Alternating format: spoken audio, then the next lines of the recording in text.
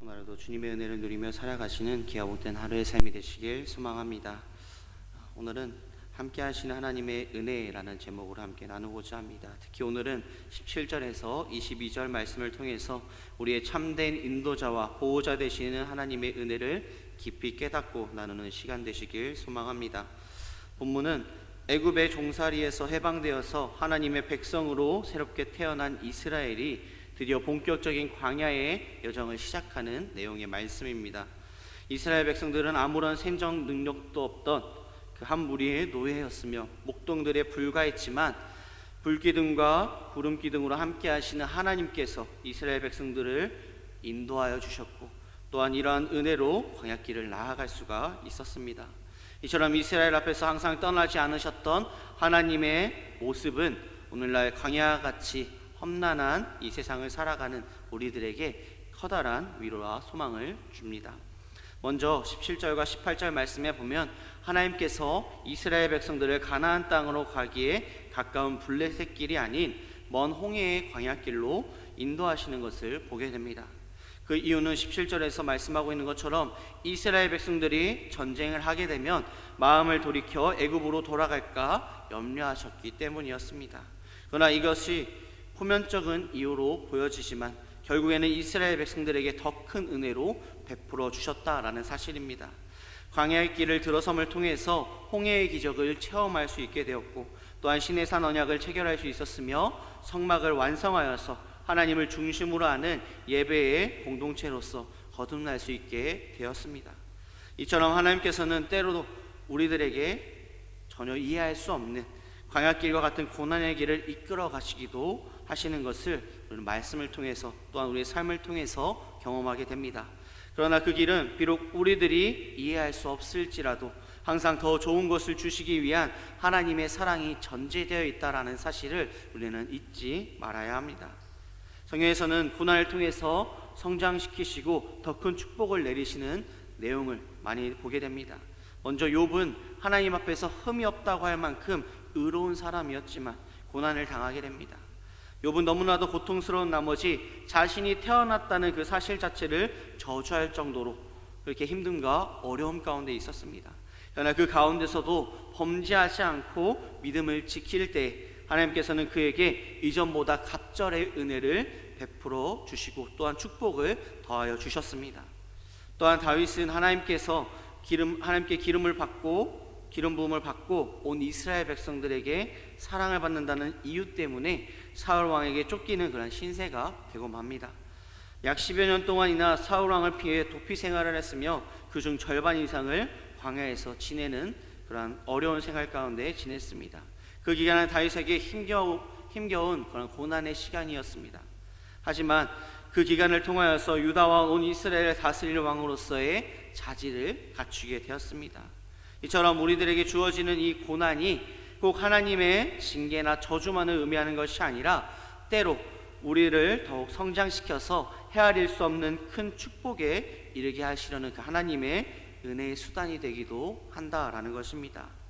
그래서 사도 바울은 로마서 5장 3절에서 4절 말씀에 다만 이뿐 아니라 우리가 환난 중에도 즐거워하나니 이는 환난은 인내를, 인내는 연단은 소망을 이룬 줄 알미로다 라고 말씀합니다. 환난 중에서 즐거워할 수 있는 이유는 인내를 통하여 연단은 소망을 이루기 때문에 고난 중에서도 환난 중에서도 즐거워할 수 있다라고 고백하고 있습니다. 또한 베드로서 3장 14절 말씀, 그러나 의를 의하여 고난을 받으면 복 있는 자니라고 말씀합니다. 이 말씀을 통해서 고난을 받으면 오히려 복 있는 자다라고 또한 말씀하고 있습니다. 하나님께서는 우리를 때때로 고난의 길로 인도하실 수도 있습니다. 하지만 그 길은 결코 멸망이나 사망에 이르는 길이 아닌 축복과 영광에 이르는 길이라는 사실을 우리는 잊지 말아야 합니다. 그렇게 우리는 어떠한 고난 가운데서도 낙심하거나 좌절하지 않고 그 고난을 통하여 우리에게 더 큰 축복을 더하실 하나님을 바라보며 믿음과 인내로서 고난을 이겨내는 믿음의 삶, 믿음의 하루의 삶이 되시길 소망합니다. 이렇게 하나님의 인도를 받은 우리는 이 세상에 누구도 우리를 해할 수 없다라고 말씀합니다. 21절 말씀에 보면 하나님께서 이스라엘 백성들을 낮에는 구름 기둥으로 밤에는 불기둥으로 인도하셨다라고 말씀합니다. 시편 105편 39절 말씀에는 여호와께서 낮에는 구름 기둥을 펴사 덮개를 삼으시고 밤에는 불로 밝히셨으며 라고 말씀합니다. 사막의 뜨거운 태양빛이나 밤이면 급격히 떨어지는 기온의 변화, 또한 혹은 맹수의 출몰 등의 전혀 영향을 받지 않고 안전하고 편안하게 광야길을 나아갈 수 있게 되었다라고 말씀하고 있는 것입니다.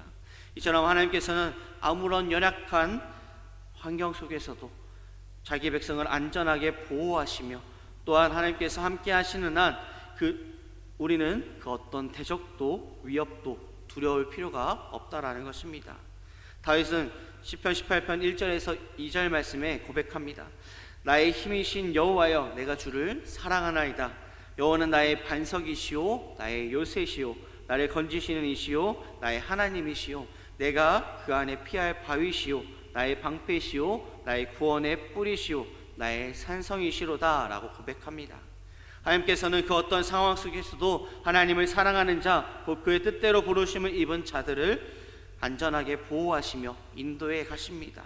그렇게 우리는 두려워하지 않고 이 세상을 담대히 살아가는, 주님을 믿는 그 믿음 가운데, 의지함 가운데 살아가는 우리의 삶이 되어야 한다라는 것입니다. 우리가 담대하게 살아갈 수 있는 것은 하나님께서 우리를 떠나지 않으시기 때문입니다.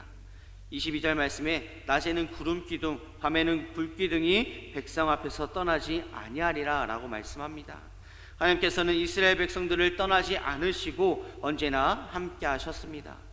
바로가 군사들을 이끌고 이스라엘을 따라왔을 때에도, 양식이 떨어져 굶주릴 때에도 하나님께서는 언제나 함께 이스라엘 백성들과 함께 하셨습니다.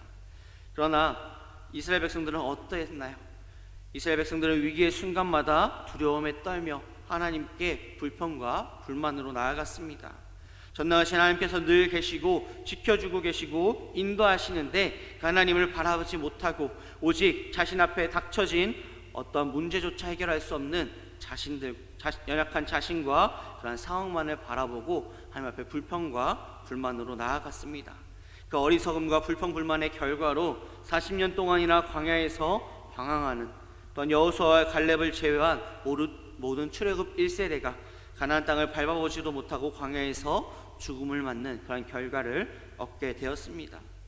하나님은 항상 우리와 함께 하시며 우리의 모든 문제를 해결해 주시고 또한 모든 필요를 채워주십니다. 또한 결코 떠나지 않으시는 그런 하나님을 믿는 그 믿음 가운데 우리는 우리의 믿음 가운데, 삶 가운데 담대히 살아가야 합니다. 말씀을 정리하고자 합니다.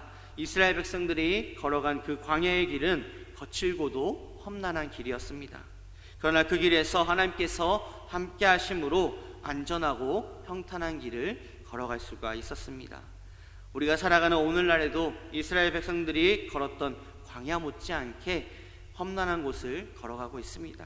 하지만 하나님께서 우리와 함께 하신다면 우리도 안전하고 평탄한 이 세상의 길을 걸어갈 수 있음을 고백합니다.